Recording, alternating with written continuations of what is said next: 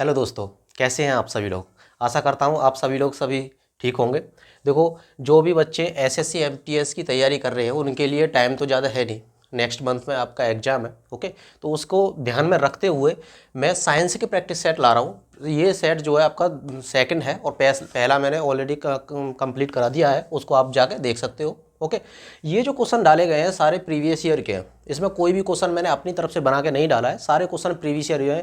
यानी कि ये जो क्वेश्चन है सारे आए हुए हैं। इनसे क्या होगा, आप एक आइडिया लगा सकते हो कि क्वेश्चन किस तरह के क्वेश्चन आपको देखने को मिलेंगे। ओके, इससे काफ़ी ज़्यादा आइडिया आपको लग जाएगा।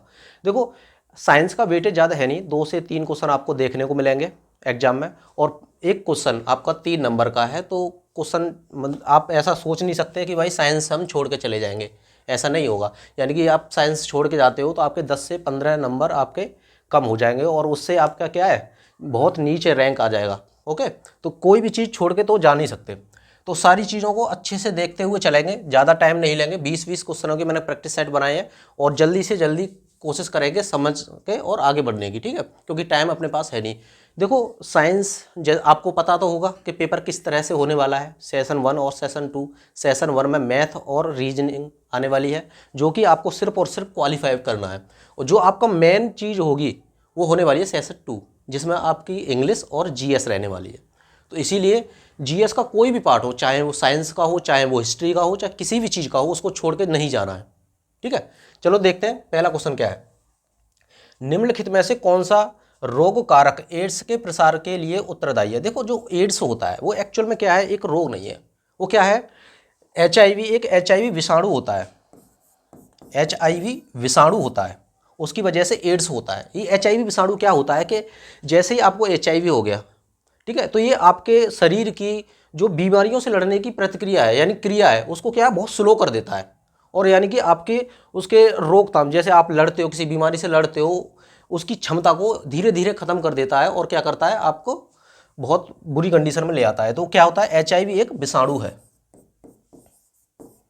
क्या है, विषाणु। ओके, तो राइट आंसर क्या हो जाएगा, ऑप्शन सी, विषाणु।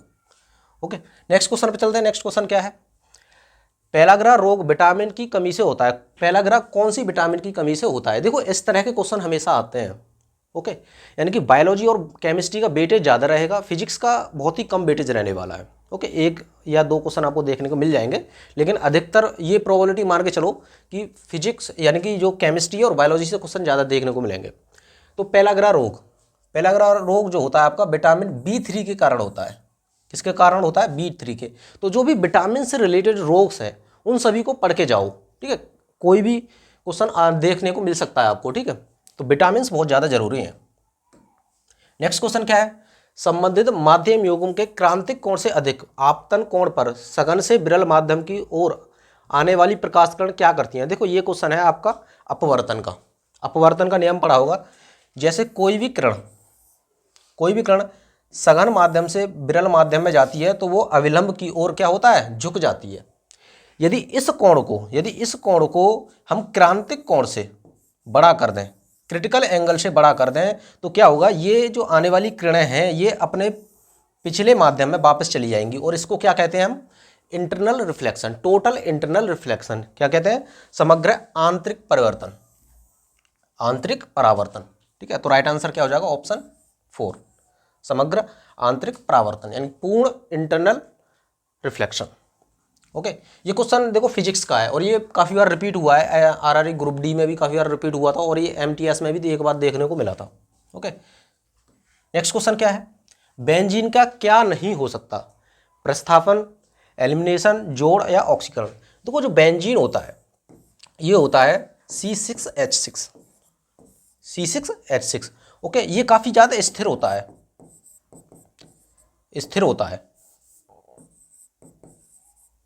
काफ़ी ज़्यादा स्थिर होता है और इसका हम एलिमिनेशन नहीं कर सकते। क्या नहीं कर सकते, एलिमिनेशन। तो ऑप्शन बी हो जाएगा। क्या हो जाएगा, ऑप्शन बी हो जाएगा। केमिस्ट्री का क्वेश्चन है। ओके, नेक्स्ट क्वेश्चन क्या है, ऊष्मा विकिरण का अमान्य लक्षण यह है कि यह यात्रा करती है। ऊष्मा विकिरण यानी कि हीट रेडिएशन, क्या होता है, ये हीट रेडिएशन जो है वो प्रकाश की किरणों के साथ गति करती है, प्रकाश की किरणों के साथ गति करती है।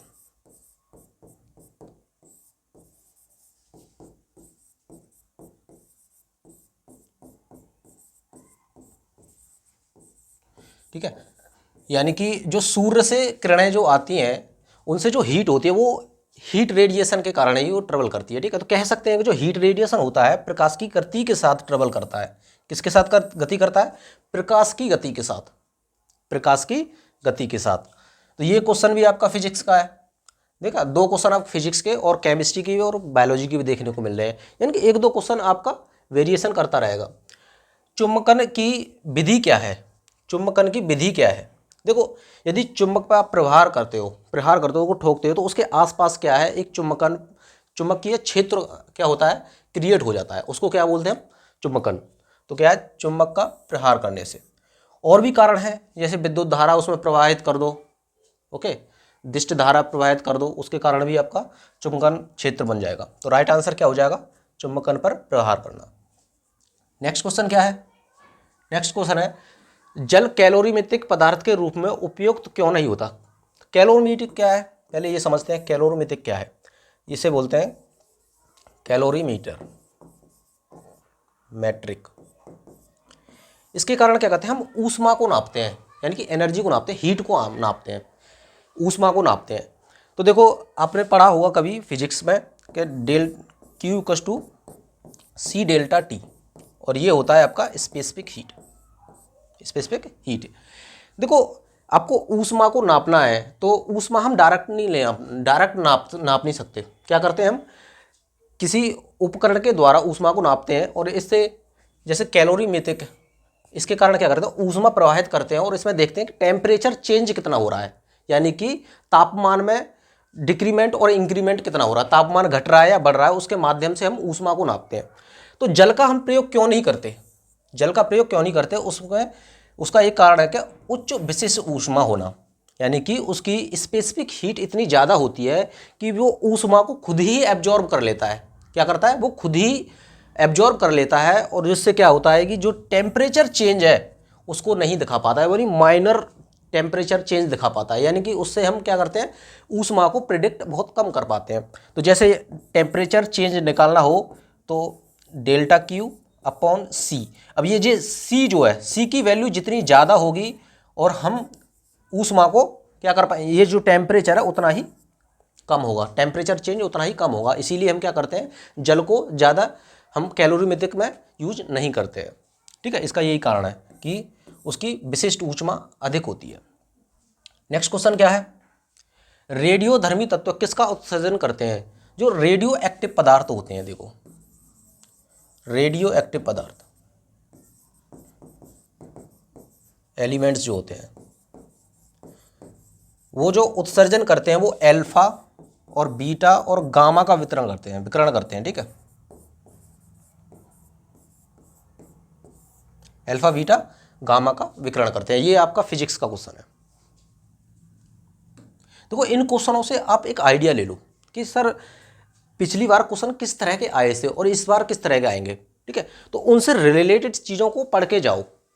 ठीक है, क्योंकि देखो क्वेश्चन ना उनके आसपास ही रहते हैं। कोई भी टीचर होगा आपको तैयारी करने का एक तरीका बताएगा तो ये कहेगा कि भाई 2-4 साल पहले के प्रीवियस ईयर लगा लो, ठीक है, और टेस्ट पेपर लगा लो, उसके बाद उससे ज़्यादा पढ़ने की ज़रूरत नहीं है। तो प्रीवियस ईयर के जो पेपर होते हैं, क्वेश्चन होते हैं, वो बहुत ज़्यादा रोल निभाते हैं। ठीक है, तो उनको इग्नोर नहीं कर सकते। ठीक है, नेक्स्ट क्वेश्चन क्या है, निम्नलिखित में से कौन सा विटामिन प्रतिऑक्सीकारक है, यानी कि कौन सा विटामिन एंटीऑक्सीडेंट है? एंटीऑक्सीडेंट जो आपके विटामिन हैं क्या है? Vitamin D. विटामिन डी क्या है आपका? प्रतिऑक्सीकारक है। विटामिन से रिलेटेड क्वेश्चन आ रहे हैं, ये दूसरा क्वेश्चन है आपका विटामिन का, तो विटामिन को भी थोड़ा सा सही से देख के जाओ। ये हेक्सामिथाइल डायमाइन और एडिपिक एसिड के संघनन से प्राप्त पॉलीमर क्या होता है? तो इसके माध्यम से जो पॉलीमर होता है वो होता है हमारा नाइलॉन 66 पॉलीमर प्राप्त होता है। ओके, तो ये क्वेश्चन है आपका केमिस्ट्री का, तो इसको भी याद रख सकते हो। ये आपका जो रिएक्शन से रिलेटेड क्वेश्चन देखने को मिल रहे हैं, ठीक है, रिएक्शन से रिलेटेड क्वेश्चन, जो महत्वपूर्ण रिएक्शंस हैं उनको भी एक बार देख के जाओ, एक लिस्ट बना लो कि महत्वपूर्ण रिएक्शंस कौन कौन सी हैं और उनसे रिलेटेड क्वेश्चन देखने को आपको मिल सकते हैं, ठीक है। नेक्स्ट क्वेश्चन क्या है, सूर्य के प्रकाश में कितने रंग होते हैं। देखो आपने एक शब्द पढ़ा होगा बाइवग्योर, बाइवग्योर, ठीक है। तो इसमें क्या होते हैं, 7 रंग होते हैं, 7 कलर्स होते हैं, ठीक है, 7 कलर्स होते हैं। तो कितने होते हैं, 7 रंग, यानी कि सूर्य के प्रकाश में 7 रंग होते हैं, ठीक है, ये क्लियर हो गया। नेक्स्ट क्वेश्चन क्या है, जिंक सल्फ्यूरिक अम्ल और जैसे जिंक Zn प्लस सल्फ्यूरिक अम्ल H2SO4 प्रक्रिया करता है तो क्या बनता है, जिंक सल्फेट बनता है, ZnSO4 बनता है, और इसको करोगे तो ZnSO4 Zn प्लस SO4 क्या बचेगा, H2, क्या बचेगा, H2। तो H2 क्या है, हाइड्रोजन, ठीक है। क्या निष्कर्ष क्या निकलेगा, zinc sulphate plus hydrogen, zinc sulphate plus hydrogen, तो राइट आंसर क्या हो जाएगा, हाइड्रोजन, ठीक है। तो आपके रिएक्शंस हैं, केमिकल रिएक्शंस हैं, उनको देख के जाओ, और ये रिएक्शंस ना काफ़ी पॉपुलर है, ठीक है, काफ़ी पॉपुलर है। जो भी आपके टीचर्स हैं पढ़ा रहे हैं, ठीक है, उनसे देख के जाओ कि जो भी आपके इंपॉर्टेंट रिएक्शन है उनको नोट डाउन कर लो और उनको फटाफट एक बार देख के जाना। नेक्स्ट क्या है, निम्नलिखित में से कौन सी बीमारी प्रदूषित पानी पीने के कारण नहीं होती है, ठीक है। तो ऑप्शन देखो, टाइफाइड, मेनिंजाइटिस, कॉलरा और रेबीज। देखो बचपन से हम पढ़ते आ रहे हैं कि कुत्ता काट लेता है, यानी कि डॉग जब काट लेता है तो रेबीज होता है। जब डॉग आपको बाइट करता है यानी काटता है तो क्या होता है, रेबीज होता है। तो कह सकते हो कि रेबीज गंदा पानी पीने के कारण तो नहीं होता है, ठीक है। तो इसका राइट आंसर क्या हो जाएगा, रेबीज, ठीक है। नेक्स्ट क्वेश्चन क्या है, तब होता है जब विटामिन डी की कमी के कारण बच्चों की बढ़ती हड्डियां विकसित नहीं हो पाती हैं, ठीक है। कौन सा रोग ऐसा है, तब होता है जब विटामिन डी की कमी के कारण बच्चों की बढ़ती हुई हड्डियां विकसित नहीं हो पाती हैं। तो कौन सा ऐसा रोग है, विटामिन डी की कमी से बच्चों की जो हड्डियां हैं वो विकसित नहीं हो पाती हैं, वो है आपका सूखा रोग, सूखा रोग, ठीक है। ये विटामिन डी की वजह से होता है, विटामिन डी की कमी की वजह से होता है, ओके। नेक्स्ट क्वेश्चन क्या है, नेक्स्ट क्वेश्चन है, निम्नलिखित में से किस उपकरण का प्रयोग विद्युत प्रवाह के मापन के लिए किया जाता है, चाहे वह दिष्ट धारा हो या प्रवृत्ति धारा, यानी कि जो करंट नापने के लिए, करंट नापने के लिए हम कौन सा मीटर यूज करते हैं। तो हम जो मीटर यूज करते हैं वो है आपका एमीटर, ठीक है। आपको पता होगा, सिंपल सा है, एमीटर से हम करंट नापते हैं। जैसे पहला है ऑप्शन ए है पायरोमीटर, इससे हम मैक्सिमम टेम्परेचर नापते हैं, उच्च ताप, मैक्सिमम टेम्परेचर नापते हैं, ठीक है। वाट मीटर से हम वोल्टेज नापते हैं, क्या नापते हैं, वोल्टेज। और हाइग्रोमीटर से हम ह्यूमिडिटी नापते हैं, ह्यूमिडिटी यानी कि आर्द्रता ऑफ एयर, यानी कि एयर में कितनी नमी है, हम नापते हैं किससे, हाइग्रोमीटर से, और इससे नापते हैं हम करंट, ठीक है। इन सब चीज़ों को एक बार रिकॉल करके जाओ कि जो भी आपके मीटर्स हैं किन किन चीज़ों को नापने के लिए प्रयोग किए जाते हैं, ठीक है। इनसे भी एक क्वेश्चन आ गया। नेक्स्ट क्वेश्चन क्या है, मानव शरीर की सबसे छोटी हड्डी कौन सी है। तो मानव शरीर की सबसे छोटी की बात करें, सबसे छोटी, तो जो सबसे छोटी है आपकी ये है आपकी स्टेपेज, स्टेपेज जो आपकी कान में पाई जाती है, कान में पाई जाती है, ठीक है। और सबसे बड़ी, सबसे बड़ी जो है आपकी फीमर, फीमर होती है, ठीक है। ऐसे हो सकता है कि आपसे छोटी पूछ लिया और बड़ी पूछ लेगा, ठीक है। तो सबसे छोटी कौन सी है, स्टेपेज है जो कान में पाई जाती है, और फीमर है जो आपकी थाई में पाई जाती है, ठीक है। नेक्स्ट क्वेश्चन क्या है, विज्ञान की आवर्त सारणी में H किस रासायनिक तत्व का प्रतीक है। H यानी कि आप पीरियोडिक टेबल में देखोगे तो H क्या है आपका, हाइड्रोजन है, क्या है, हाइड्रोजन, ठीक है। H मीन्स हाइड्रोजन, तो ऑप्शन क्या हो जाएगा, बी। हीलियम को He से डिनोट करते हैं, होलियम को HO से, और पारा को Hg से, ठीक है। ये चीज़ें तो बेसिक हैं जो आपको आनी चाहिए, ठीक है। नेक्स्ट क्वेश्चन क्या है, गति क्या है, यानी कि what is speed, what is speed, speed क्या है।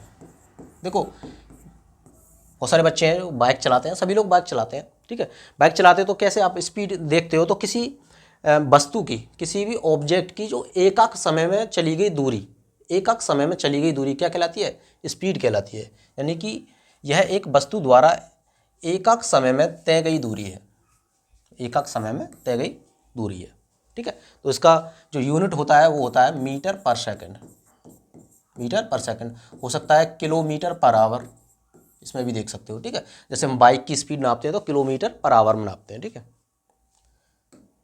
नेक्स्ट क्वेश्चन क्या है, मरे हुए पौधों और जंतुओं के अवशेषों की परतों में दबे रहना चट्टानें कहलाती हैं। देखो मरे हुए पौधे जो होते हैं, पौधे के जो अवशेष होते हैं जो, और जंतुओं के जो अवशेष परत बाई परत से जो चट्टानें बन जाती हैं उनको हम बोलते हैं जीवाश्म। क्या बोलते हैं, जीवाश्म बोलते हैं, ठीक है। नेक्स्ट क्वेश्चन क्या है, नेक्स्ट और लास्ट क्वेश्चन है आपका, समुद्र का अम्लीकरण पृथ्वी के महासागरों के पीएच में चल रही कमी है।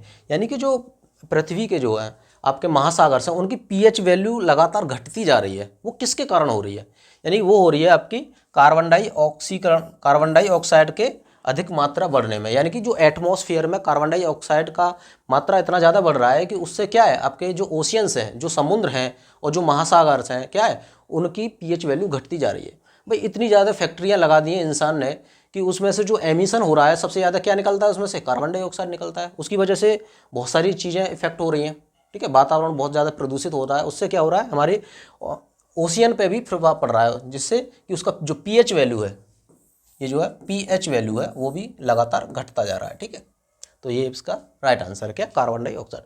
ये 20 क्वेश्चन का संग्रह था, ठीक है। तो इस तरह के क्वेश्चन मैं आपको लगातार लाता रहूँगा और मैं आपको बताता रहूँगा कि साइंस से क्या क्या इंपॉर्टेंट है और किस तरह के क्वेश्चन अधिकतर पूछे जाते हैं, ठीक है। तो ज़्यादा परेशान होने वाली बात नहीं है, साइंस का मेरे ऊपर छोड़ दो, मैं आपको साइंस करा दूंगा जैसे भी करानी है, कहाँ से क्वेश्चन ज़्यादा आते हैं, और जितने भी क्वेश्चन देखो जितनी ज़्यादा प्रैक्टिस करोगे उतना ही आपको क्या है, कॉन्फिडेंस मिलेगा, ओके। और फिर 3-4 नंबर आ रहे हैं भाई, 3-4 क्वेश्चन आए तो इसके लिए तुम अलग से 10-15 दिन तो बिगाड़ोगे नहीं, ठीक है। तो इससे क्या है, आप मेरे साथ साथ साथ प्रैक्टिस करते रहो, सारी चीज़ें क्लियर हो जाएंगी, ठीक है। और आशा करता हूँ वीडियो आपको पसंद आई होगी। यदि वीडियो पसंद आई है तो चैनल को सब्सक्राइब कर दो, ठीक है, जो भी बच्चे नए हैं, और वीडियो को ज़्यादा से ज़्यादा शेयर करने की कोशिश करो। धन्यवाद।